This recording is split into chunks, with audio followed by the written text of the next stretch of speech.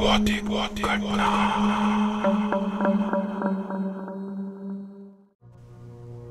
कभी कभी हमारे साथ ऐसी घटनाएं होती हैं जिन्हें हम चाहकर भी नहीं भुला सकते।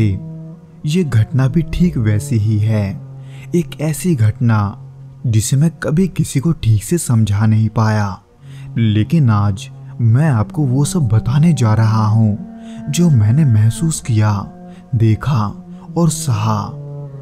ये घटना तब की है जब मैं पहली बार अपने दोस्त अर्जुन के गांव गया था। मैं वहां कुछ सुकून के पल बिताने और गांव की जिंदगी को करीब से देखने गया था, लेकिन वहां के एक जंगल में मिली एक पुरानी लकड़ी की गुड़िया ने सब कुछ बदल दिया।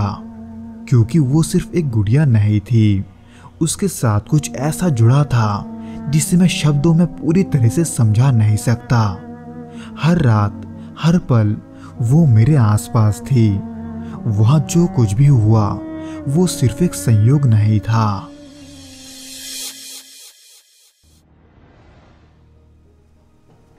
ये 2011 की बात है, जब मैं अपने दोस्त अर्जुन के गांव माधोपुर पहली बार गया था। अर्जुन अक्सर अपने गांव के बारे में बड़ी गर्व से बातें करता था। उसका गांव ओडिशा के एक दूर दराज इलाके में था, जहां तक पहुंचने के लिए कई घंटों का सफर तय करना होता था। पढ़ाई से थोड़ा ब्रेक लेने के लिए मैंने सोचा क्यों न गांव जाकर कुछ दिन शांति में बिताया जाए। गांव तक पहुंचने का सफर थका देने वाला था। सुबह जल्दी ट्रेन पकड़ी, फिर एक लोकल बस और आखिर में 4 किलोमीटर पैदल चलना पड़ा। जैसे जैसे मैं गांव के पास पहुंचा, आसपास का माहौल बदलने लगा। घने जंगलों से गुजरते हुए मुझे एहसास हुआ कि ये जगह बाकी दुनिया से कितनी अलग है। चारों तरफ केवल सन्नाटा, जिसमें कभी कभी पक्षियों की आवाज और हवा के झोंकों की सरसराहट सुनाई दे रही थी। रास्ते में सूरज की रोशनी घने पेड़ों के बीच से छनकर जमीन पर गिर रही थी। सच में वो दृश्य बहुत ही खूबसूरत था, लेकिन इसमें अजीब बात ये थी कि उस माहौल में न जाने क्यों मुझे एक अजीब सा भारीपन महसूस हो रहा था। ऐसा लग रहा था जैसे कोई अंधे की चीज मुझे देख रही है, पर मैंने इसे सफर का थकान समझकर सीधे नजरअंदाज कर दिया। हालांकि जब तक मैं गांव पहुंचा तब तक माहौल हल्का हो चुका था। मिट्टी के घर, खेतों में काम करते लोग और बच्चों की खिलखिलाहट ने एक सुकून भरा एहसास दिया। अर्जुन का घर गांव के किनारे पर था और उसके घर के ठीक पीछे से वो जंगल शुरू होता था जहां से मैं आया था। घर के सामने एक विशाल बरगद का पेड़ था, जिसकी जड़ें इतनी बड़ी थी कि वो उसके घर के आंगन में फैली हुई थी। अर्जुन के परिवार ने जिस अंदाज में मेरा स्वागत किया, मुझे लगा कि ये कुछ दिन बहुत ही अच्छे से बीतने वाले हैं, पर यह सोचना मेरी सबसे बड़ी गलती थी। उस शाम अर्जुन और मैं गांव के आसपास घूमने निकले। गांव की शांति और सादगी देखकर मैं बहुत ही प्रभावित हुआ था। उसी बीच अर्जुन मुझे जंगल के किनारे तक ले गया, जहां की हवा में लकड़ी और मिट्टी की मिली जुली गंध थी। उस जंगल के तरफ इशारा करते हुए अर्जुन ने कहा कि इस जंगल के बारे में उसने बचपन से कई कहानियां सुनी हैं, लेकिन कौन सी ये उसने विस्तार से नहीं बताया। खैर, घूम फिर कर रात को हम खाना खाने के बाद बरामदे में बैठे थे। दूर दूर तक झिंगुरों की आवाजें सुनाई दे रही थी। आसमान में अनगिनत तारे चमक रहे थे, लेकिन जंगल की ओर देखने पर वहां सिर्फ गहरा अंधेरा था। ठीक उसके अगली सुबह अर्जुन ने मुझे जंगल में घुमाने का प्रस्ताव रखा, इसलिए मैंने उसे मना नहीं किया, क्योंकि वो जगह रात में जितनी डरावनी लग रही थी, दिन के समय वो जगह उतनी ही शांत और खूबसूरत थी। अर्जुन रास्ते में मुझे तरह तरह की चीजें दिखा रहा था। पुरानी पगडंडियां, पेड़ों की अलग अलग प्रजातियां और कुछ छिपी हुई जगह। उसी बीच चलते चलते अर्जुन को जमीन में कुछ दबा हुआ दिखा। उसने मिट्टी हटाई तो वहां एक लकड़ी की गुड़िया निकली। गुड़िया बहुत पुरानी थी, मगर वो मिट्टी में दबा होने के बावजूद भी ज्यादा गंदा नहीं था। इसलिए अर्जुन ये कहकर उसे घर लाने की बात करने लगा कि उससे उसकी भतीजी खेल सकती है, जबकि वो गुड़िया दिखने में थोड़ा अजीब थी। मैंने उसे मना तो किया था, लेकिन वो नहीं माना। जब हम गुड़िया को लेकर घर लौटे, अर्जुन ने उसे आंगन के कोने में रख दिया, जहां मैं बार बार उस गुड़िया को देख पा रहा था। हालांकि उस दिन की बाकी शाम तो ठीक ठाक गुजरी, लेकिन रात होते ही उस गुड़िया का खेल शुरू हो गया।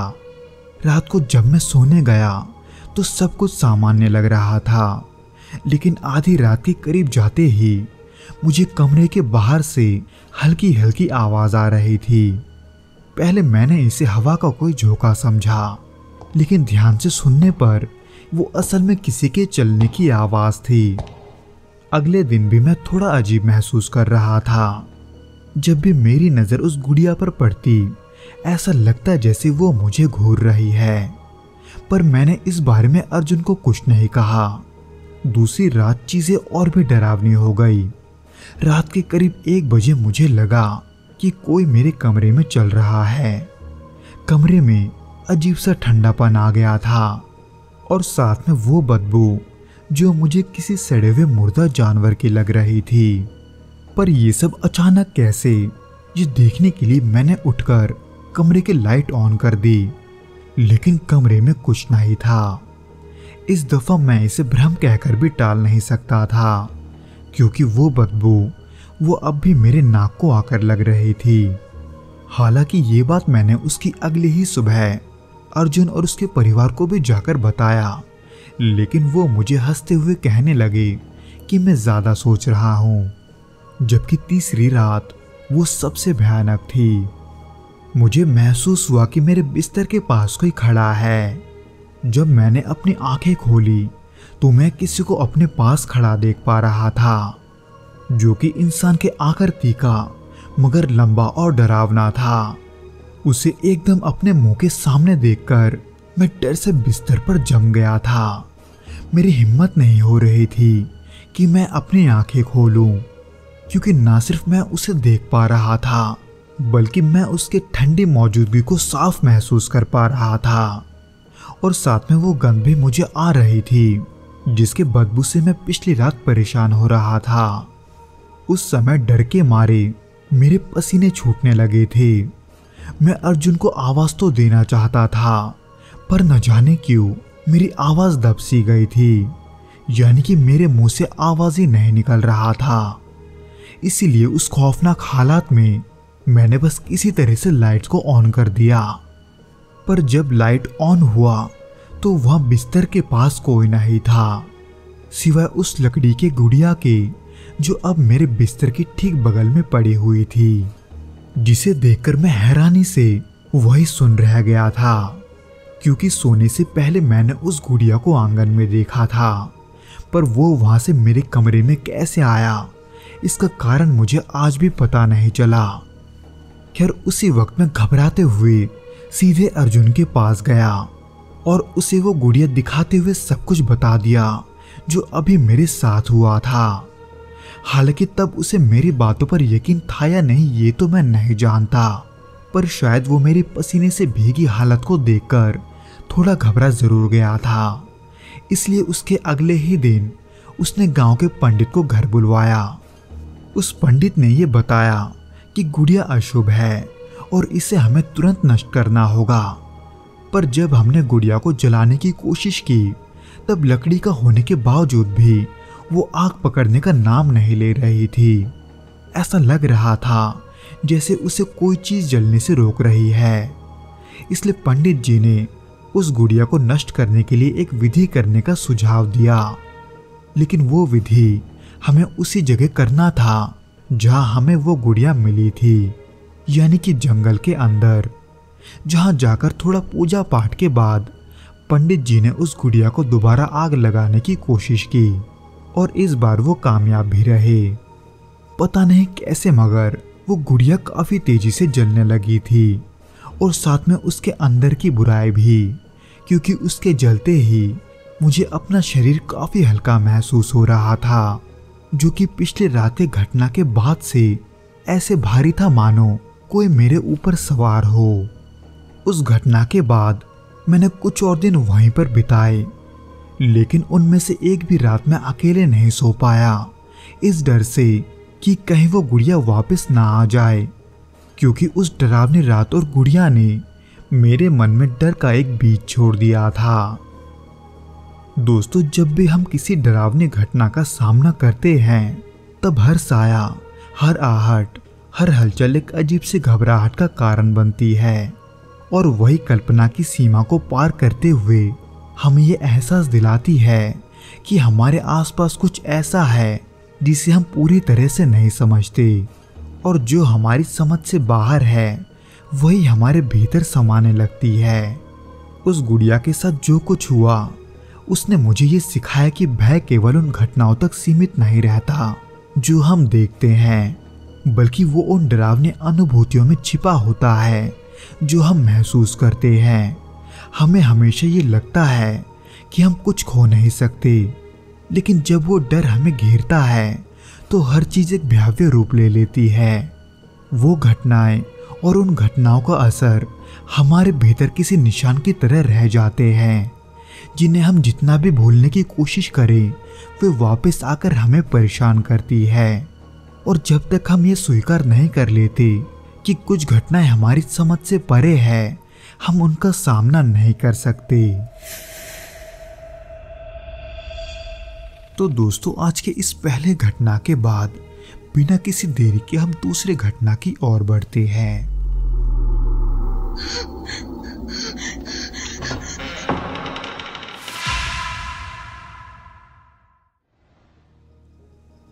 कभी कभी जिंदगी के सबसे खौफनाक किस्से वही होते हैं जिनके बारे में हमने कभी सोचा नहीं होता। ये कोई कहानी नहीं है, बल्कि एक ऐसी रात की बात है जिसने मेरी सोच, मेरा हौसला, सब कुछ बदल दिया। मैंने उस रात जो देखा, जो महसूस किया, वो शायद मैं शब्दों में पूरी तरह से बयान ना कर पाऊँ। ये किस्सा मेरे लिए सिर्फ एक डरावनी याद नहीं है, ये एक ऐसा सच है जिसे याद करते ही आज भी मेरे रोंगटे खड़े हो जाते हैं। उस रात मुझे महसूस हुआ कि इस दुनिया में सब कुछ वैसा नहीं है जैसा हम सोचते हैं। कुछ चीज़ें, कुछ घटनाएं हमारे समझ से परे होती है, और उस रात मैं ऐसे ही एक रहस्य का सामना कर बैठा। ये घटना मेरे साथ मिर्ज़ापुर जिले में स्थित एक छोटी से गांव बरेठी में घटी थी। वो साल 2010 के सर्दियों का मौसम था, और उस समय मैं तकरीबन 22 साल का रहा होऊंगा। तब मैं गांव में खेती बाड़ी के अलावा अक्सर अपने बैलगाड़ी में सामान ढोने का काम करता था। उस दिन भी मैं यही कर रहा था, पर एक दूर के गांव में धान की बोरियां छोड़ आने में मुझे देर हो गई थी, यानी कि तब तक सूरज डूब चुका था। चांदनी रात के बावजूद भी कोहरे की चादर हर चीज को ढक रही थी। अंधेरा इतना गहरा था कि मुझे अपना हाथ भी दिखाई नहीं दे रहा था। ठंडी हवा हड्डियों तक घुस रही थी, और सन्नाटा ऐसा था जिसमें झिंगुरों की आवाज के अलावा सिर्फ बैलों की घंटियां सुनाई दे रही थी। उस वक्त मैं थका हुआ था।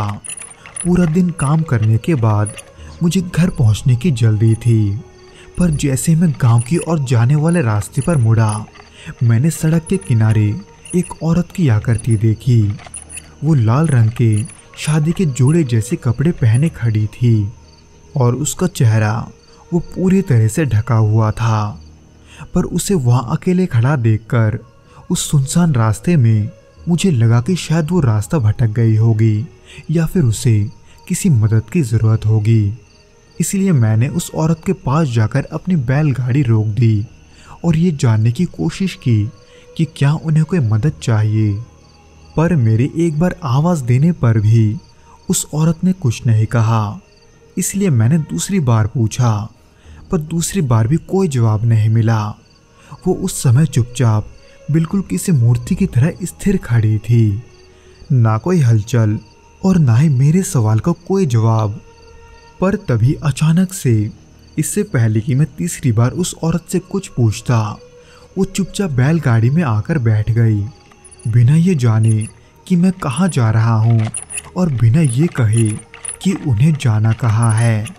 इसीलिए एक पल के लिए मुझे ये सब थोड़ा अजीब सा लगा।